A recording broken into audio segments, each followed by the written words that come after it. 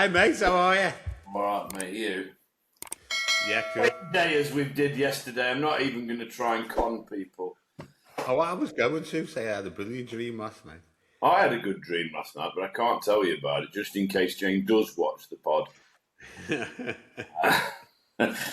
just missed called. She's just phoned me, so I tell her about my dad, and she's at work. She goes to office on a Monday and Tuesday. So cigarettes.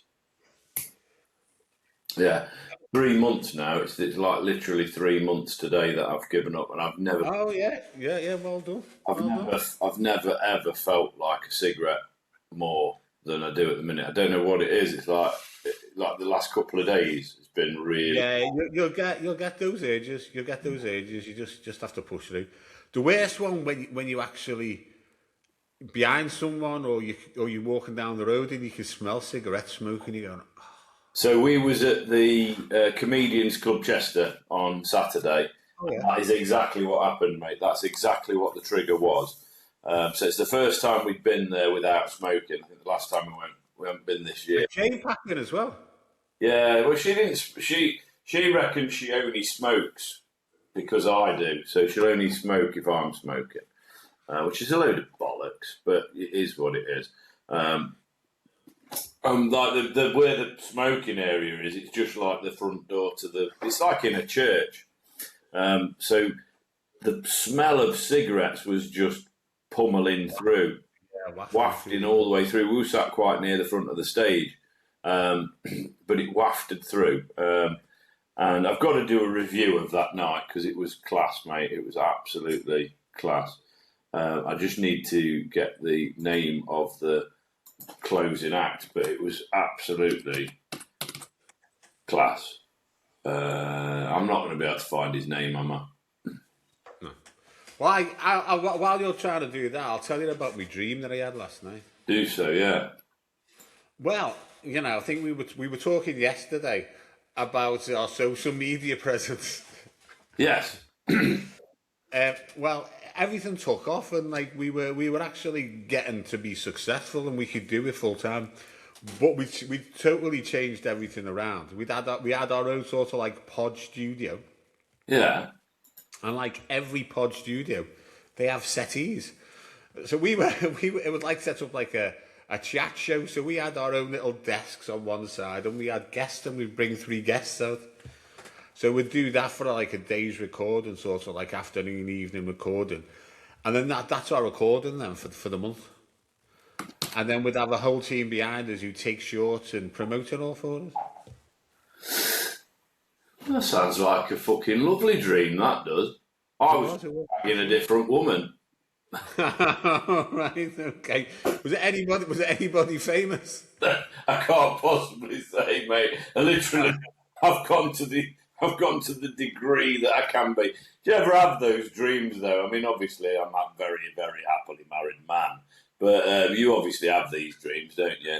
I don't think I've ever had like a sexual one where it goes to full sex, but it's implied in the dream. It's like implied. It's just implied, is it? Yeah, that was nice. It was all right, good. It wasn't Britney Spears, was it? No, well, she's a clone, apparently. I've got no... Yeah. That brings us nicely onto conspiracy theories. I've got no actual information for you on why Jane believes that Britney Spears is a clone. And I think it's funnier that we don't tackle that until... Because she wants to come on and talk about conspiracy theories, so we'll get her on.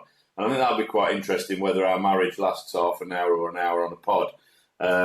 But yeah, she thinks that Britney Spears is a clone.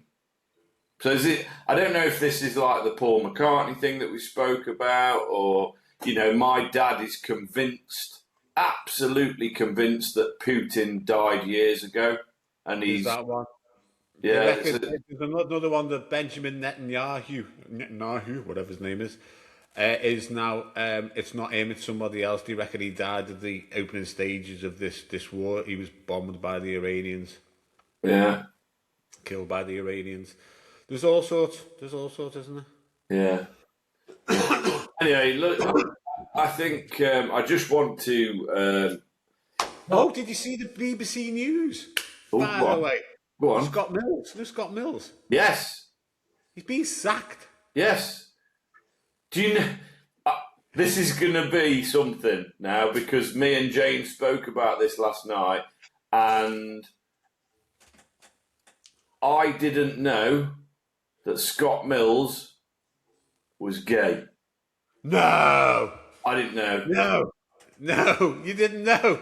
We were sat in bed last night, and I goes, "What's he done? Is it like has he fucked some girl or little girl?" And Jane was like, she says, "I think it's like the Philip Schofield thing," and I'm like, "Scott Mills is not gay," and she's like, "Scott Mills is so gay." I'm like, "Really? I didn't know that." Yeah. I didn't know that. I mean, I've never been like, 'cause he's Radio 1, isn't he, Scott Mills? I've never been a Radio 1 think he does Radio 2 now. He does Radio 2, doesn't he?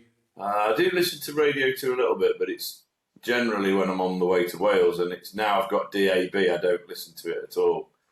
I had like an old school radio in my car, and I couldn't, like, Smooth or whatever I was listening to would die, like, in Chester. And then... in Stoke, actually. It'd die in Stoke, and then I'd have to listen to something I could listen to.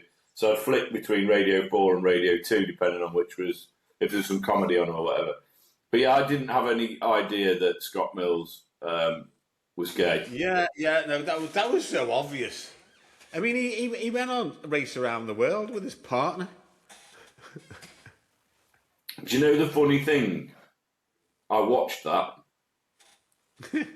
He was with his partner on it. Just shows how fucking interested I was in the programme. I love Race Around the World. I do like it. I prefer it when it's normal people, though. Yeah, I do. But yeah... Hey, what we watch? So I wonder what's going to come out in the wash there. I don't know, but what is it about, like, going to work for BBC that turns you into some kind of sexual reprobate? You know, it's like... Apparently, though, it was over 10 years ago, and it was a relationship. That's all the information that I've got at the moment that I've seen.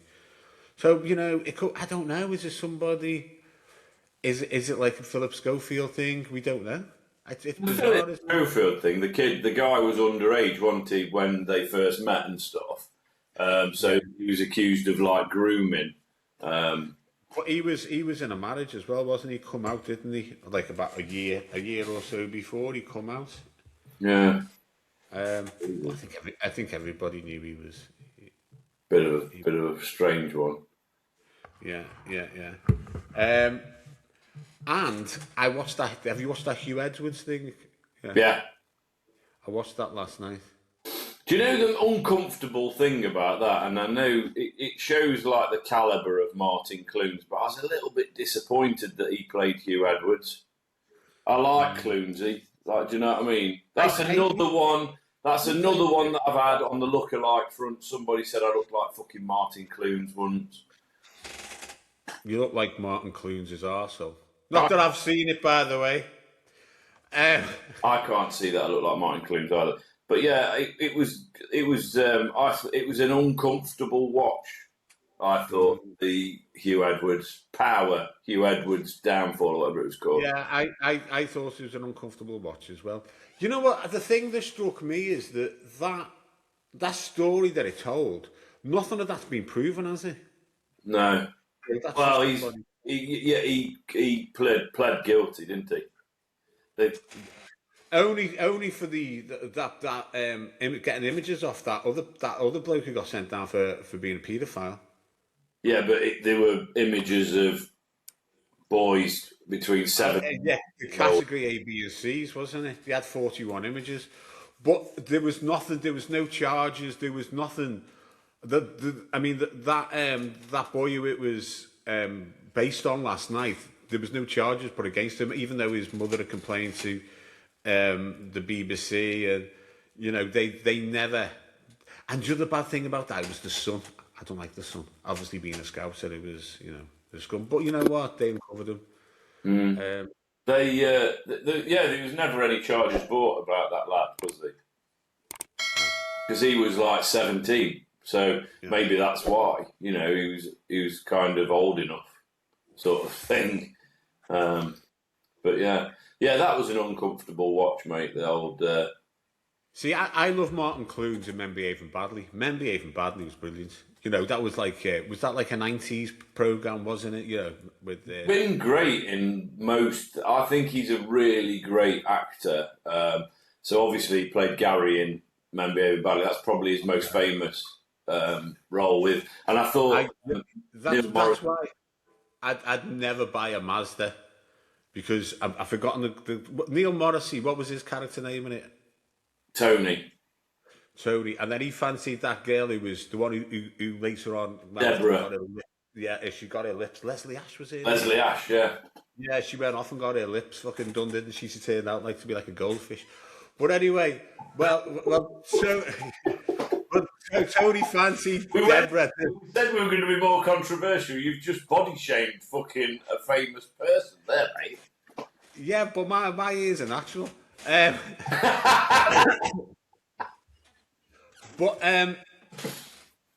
So Tony fancied Deborah, didn't he? That was the plot. I always remember that one, and they go, and she was getting picked up, and I think Gary was looking out the window. And said, "Oh, off she goes." And Tony says, "What car's he driving?" And he says, "A Mazda." And he goes, Mazda," doing the wanking side. So I've never ever liked Mazdas since then. You know, I've never gone with anybody driven Mazda or anything like that. Nah, Men Behaving Badly was just class, wasn't it? And then he's been in loads of other stuff, hasn't he? He was really good in the. I don't even know what they were called, but he. You remember the Leroy? What's his name? The guy who Millie Dowler murders. He played the detective. They did like and there was a couple of them. Leroy Belfield. The guy who got sent down in the end, he played the detective in that, and he was really good in that. He's been really good in everything. He was in the acid bath murders as well, wasn't he? So he played the guy who did the 19th century guy who did the acid bath thing. So he's just been good in everything that he's been in, and he was great in the Hugh Edwards thing. He was great. I've got to say, he was absolutely fantastic in that as well. The accent was bang on.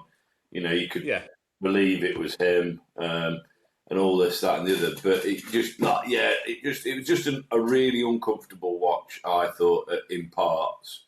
But I mean, it was done well. But yeah, I mean, going back to Men Behaving Badly. So you know, Martin Clunes went off and did all this, didn't he? And he's said, you know, he's a really good actor, pretty amazing actor, in fact. And then Neil Morrissey went off. Did he do Boone? Did he do Boone before that? Before, I think. Yeah, it was Boone before that, wasn't it? Boone was in the 80s, wasn't it? So Men Behaving Badly was probably in the 90s. Then he went off and fucked Amanda Holden, didn't he? Yeah. Yes, who was married to Les Dennis at the time. You're forgetting Neil Morrissey's most famous role that he ever played. It was in Crinkly Bottom as Sammy the Shemmy. You remember that one? No, you didn't watch Noel's House Party? Yeah. Here's Sammy the Shemmy! Yeah, he was like the window cleaner in Crinkly Bottom. But Neil Morrissey's gone on and done some good work, hasn't he, as well? Mm-hmm. He's done some good work. But yeah, I think he was in Boone. I think that was before. But the bit about Boone is that the star in where he used to go for we used to do a comedy night there. Fran used to do a comedy night there. We've been for food there quite a few times in Beeston. Boone. Yeah, so you'd have been there because it was near where Carl the Hippie used to live. But you got so that star in they filmed Or Wiedersehen Pet there and Boone. So those scenes done. That's the one right in the middle of that, in the middle of Beeston, isn't it? The star in. I was in there loads of times. Yeah. Yeah, I was in. That was like a local of mine. I used to live around there, didn't I? Yeah. Yeah, class. So yeah. Anyway, Comedians Club Chester. Go on, yeah.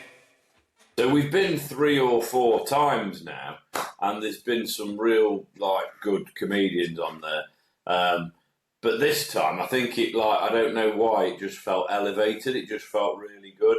So it's Dan Nightingale's club, who is a fucking brilliant comedian. He's about my age. I was going to say our age then, because you do look younger than me. But he's about my age, been going for donkey's years, and then he started a podcast around COVID, I think just before COVID, with Adam Rose, another fantastic comedian. Have a Word Pod. And he's just gone like fucking stratospheric. So he runs this. His MCing on Saturday night was a joy to behold. It was just so effortless. He was just brilliant. He just didn't. It just looked like there was no effort. It just looked like he did it naturally. And there's so much. I was like watching him because I'm trying to improve my crowd work when I do comedy. And it was just brilliant. It was like loads of curveballs thrown at him. There was a guy in the audience who shouted out. So Dan came off stage and met him halfway and had a conversation with this audience member in one of the aisles. It was just effortless. And then the 3 acts that he had on, there was Alfie Brown who opened it, and then he buggered off and did another one in Colwyn Bay. He was great, just such a fucking awesome comedian. And he's like dead laid back, and then he'll go into his little rants and this, that, and the other. He's married to the, the one in Harry Potter who fancies Ron Weasley. She played her in Harry Potter. I don't know if you watched. Yeah, I can't remember. I'm not into Harry Potter. I can't remember what her name is, to be fair. I think she does OnlyFans as well. Hair, for her hair. So he opened. And then, he buggered off and went to Colwyn Bay. And then Rob Thomas came on. I love Rob Thomas. He's a... Just remind me, so somebody from Harry Potter does OnlyFans. Yeah. I was still computing that. Yeah. But for her hair, she's got... right. Just for her hair. For her hair, I think. Yeah. So that's I should do that.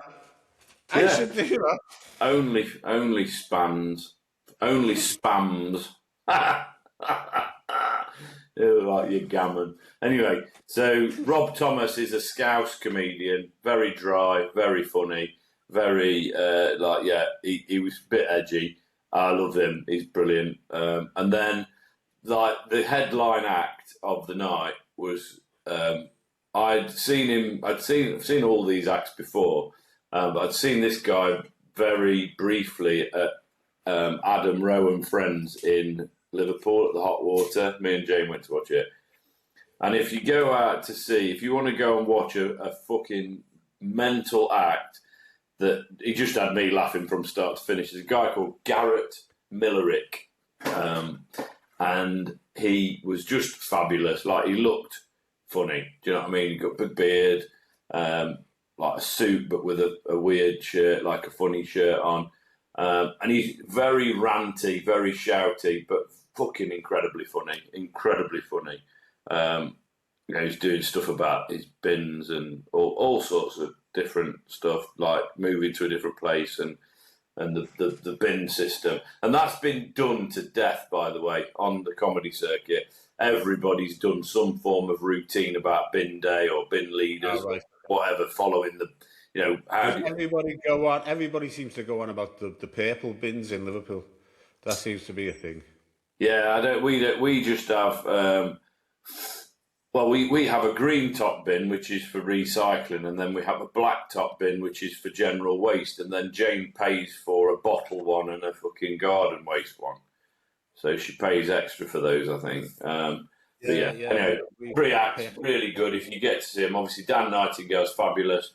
And then the 3 acts that I saw, it was just like, when I'm gigging and I'm doing the gigs that I'm doing, and I'm closing some nights, but these are true headline acts, all 3 of them, true headline acts. And it was just absolutely fabulous. You're local to Chester. If you ever want to take the missus for a good night of comedy, mate, truly, and it's dead cheap. You want to come and babysit? You have to come and babysit. Well, I'll send Jane to babysit, and I'll come with you.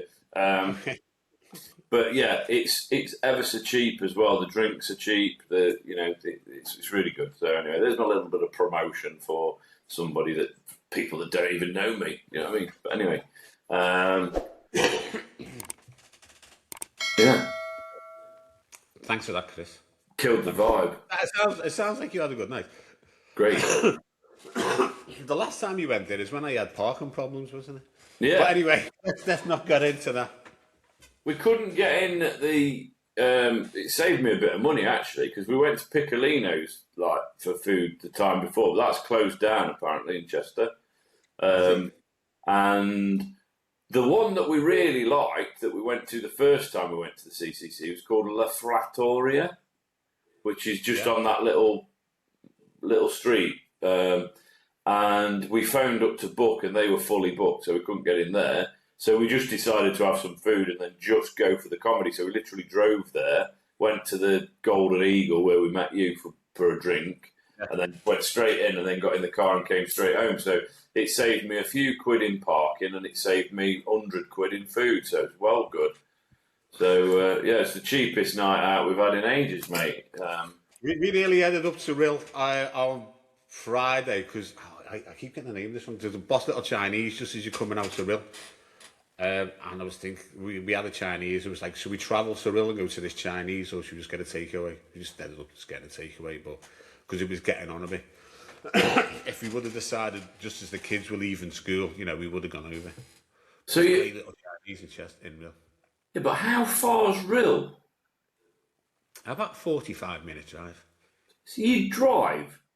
So that's an hour and a half round trip? Yeah. For a Chinese? Yeah. So what would you do? Eat it in the car? No, not a takeaway. No, it's a restaurant. Got it. That's forgivable, yeah. It's a restaurant. If you do takeaways, we wouldn't have got takeaways. Like you were going to drive, just because it was good, you were going to drive over, pick it up. No, I have a few. I found a really good Chinese as well in Blackpool. I'm forgetting the name of these places, but there's another good one in Blackpool as well that we go to. I haven't been to Blackpool in years, mate. I've got a family up there as well. I'd love to do the comedy station up there. That'll be good. That'll be good. Yeah. So, what were we talking about? Before I started ranting on, we were talking about comedy, weren't we? As you all know, I'm not a comedian. So, I'm just getting, don't be fucking nodding. I don't try and make jokes on here anyway. You're quite funny, though. So I'm not a comedian. Stand-up, don't you? You're not a comedian. I don't go to comedy clubs. We did mention, didn't we, on last week's pod that I might go on this course. I mean, I'm mad busy at the moment, so that might be something in the future that we could do, but not at the moment. I don't know if I fancy doing it. I don't know if I've got the... I don't know about having the balls to get up there and do it, because I'd probably quite enjoy it if I went and did it, but it's just having the material and doing that and remembering it. I've got a terrible memory, especially now, because I reckon you were talking about me having Alzheimer's on that last pod.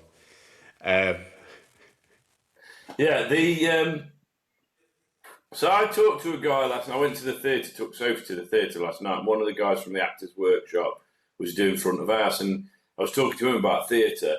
So it's linked to what you were saying. Sorry, I'm not just gone off on a tangent. And I was saying, because I'm getting older, screen acting is kind of what I'm focused on. Because if you do theatre and you get a chunky part in theatre, you've got to remember all those lines, and it's literally live performance. But he said, doing theatre is it's good because you're challenging your memory then, and you have to learn the lines, and it makes you better at learning lines. The only thing I would say that with my I know my set, my comedy set inside out, and it is literally just repetition. But it's kind of sometimes I'll go get up before a gig. I'll be like, what am I going to say tonight? Because I do mix my material around. I don't just do. It's pretty much the same stuff. If you come and listen to me do 10 or 20 minutes, it would. Well, if you came and listened to me doing 20 minutes, it'd probably be roughly the same kind of stuff. There'll be a few new bits in each time you hear it and whatnot, but generally it's the same kind of stick. So it's just literally it. But I'll go on sometimes and be like, I'm not sure what I'm going to do today, and I'll go on, and it's just muscle memory. You just, it's weird that you just know it. I mean, I've never been an advocate. A lot of acts will write stuff on the hands or the inside of the hands. I've never been a fan of that because I did it once and I sweat on stage and it just rubbed off. So like I had to kind of ad lib and remember it. So there's a lot of people that start doing comedy older than you, mate. A lot older. Like there's people who kind of retire and then go, I'm just going to go and do this. And I'm not asked about my age. I've never had my memory age. though, isn't it? It's memory, and you think your memory's not going to be as good. Yeah, I mean, it's all just about rehearsing. I mean, as you know, I'm a Freemason, and and in you're going to choke on your tea there. I've been through the chair in craft twice, and there's a lot. Are you allowed to talk about this? Yeah. There's a lot of ritual. I'm going to get somebody on later on in the year from who's quite high up in Freemasonry to have a little guest spot with us when I have a chat with them. I haven't been the last few meetings because everything's been mad with the family and stuff, but we know about that in the background. So there's a lot of ritual to learn, especially for when you're in the chair. There's a lot of ritual to learn. So I've like a technique of how I learn the ritual, and it bodes really well for me. I do really well at it, but there's people in the lodge who, when they do that ritual, it's just imprinted in their mind, and but for me it's not. Once I've done it, it's almost like forgotten, and you have to go through it all again. But it's surprising how much you do pick up over the years. I've been in the lodge since 2006. In 2006, I joined Masonry. So I've been in 20 years this year. Yeah. I don't really understand what it is, mate. I mean, my knowledge of the Masons is through Line of Duty, and it's just a fucking bunch of corrupt cunts who jag kids and stuff, basically. You know what I mean? Have you seen Line of Duty?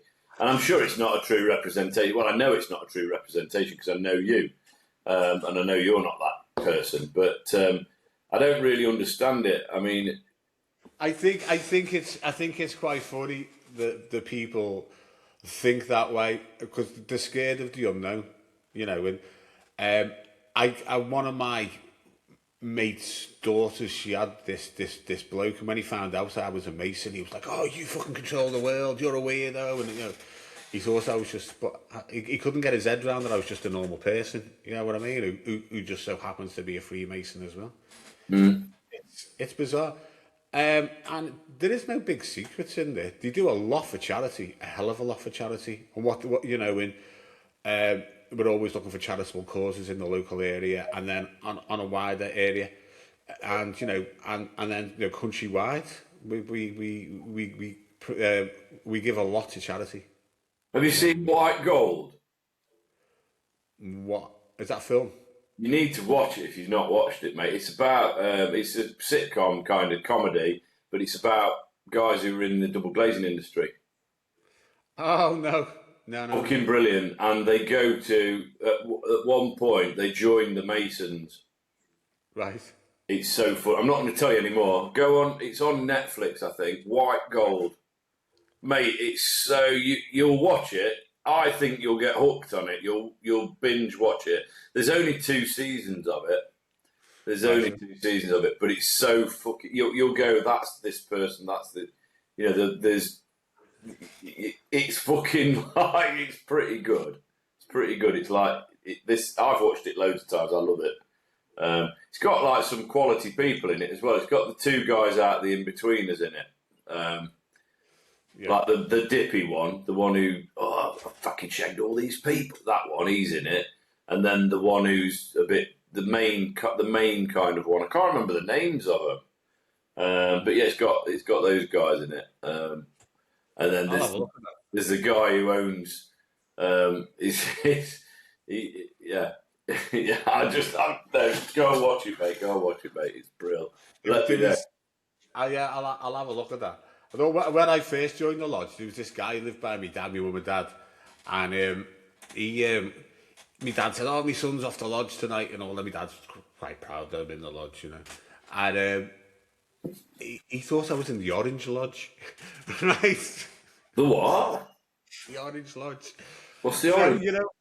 don't you know what the Orange Lodge is? You had like the Catholics and like the Protestants. So the Protestants are the orange in Ireland. Oh, the So, orange. yeah. The Orange Lodge. So the Orange Men, yeah. So they still have those marches through Liverpool, and this is the 12th of March or whatever day it is, and I think, why am I pointing like that way when I say Liverpool? Liverpool over there, mate. Over there. It's over there. And yeah, so he thought I was in the Orange Lodge, and I never had the heart to tell us all. But it's gone, oh yeah, well done, you're in the lodge, Have you been marching this weekend? It was funny as fuck. I've been sacrificing goats and virgins. Yeah, that's what we're doing this weekend, and riding antelopes. But yeah, no, but I mean, yeah, it's interesting. I'm going to get somebody in to have a chat about it, because it's pointless me going on about it. It'll be better if you get somebody in and you can talk to them about it. You can ask them the questions. Yeah. Are you any closer to letting women in? There's a separate lodge for women. Is there? Yeah, there's a female lodge. Yeah. So you're not sexist anymore. There's always been a women's lodge. I thought it used to be that you couldn't join if you were. There's a male lodge and there's a female lodge. Yeah, so it is still segregated. They can't get a female lodge. They can't join yours. No. And we can't join theirs. Yeah. So everybody's under this illusion that we're not letting women in, but they've got their own lodge. Yeah, but that still is not letting women in. Yeah, of course it is. And then they're not letting men in. Yeah, on the same token. Yeah, I mean, I don't understand why women would want, why they would need to even be associated with Freemasonry, because it's a gentleman's club, isn't it? It's always been a male-dominated thing. So, I think unless you're in the female lodge. But if you who created the female lodge? How long's that been going? I don't know. I haven't got that information off the top. So that just sounds like an angry feminist has gone, I don't want to be in the lodge. They won't let me in. I'm setting my own one up. We're going to call it the female lodge. Shall I Google it? Could have just called it something different, you know what I mean? And just had your own thing. You know, when we were kids, I was in the Cubs. My sister was in the Brownies. Yeah. I haven't got an exact date on this, but they've been operating for over 100 years. Wow. That's mad, isn't it?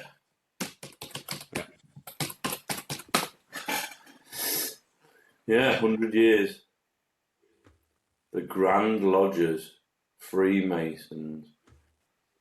I mean, my understanding of it, take away all the ritual and all that shit. My understanding of it is it's like the Rotary Club and stuff like that. It's like a business networking.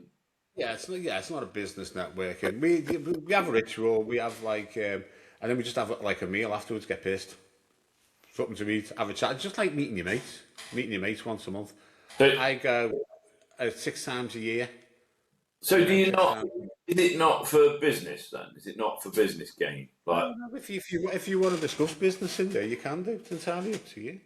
So what's the point? We keep politics and religion out of it, So what's the point of it? It's it's just like meeting your mates. It's just like a piss up once a month, for 6 months of the year. Meeting your mates, having a laugh, and just getting out and doing something, and you're learning stuff, and it's about expanding your knowledge as well. So I always thought it was a business thing. Yeah. So it's just a social. Anyway, on that note, on Chris's sort of blank face looking. Just to finish up on this, just because the last couple of things I'm just going to mention this and we'll discuss it on our next one. So when I was a kid, I was in the Cubs and my sister was in the Brownies. Right now, girls can join the Cubs, but boys can't join the Brownies.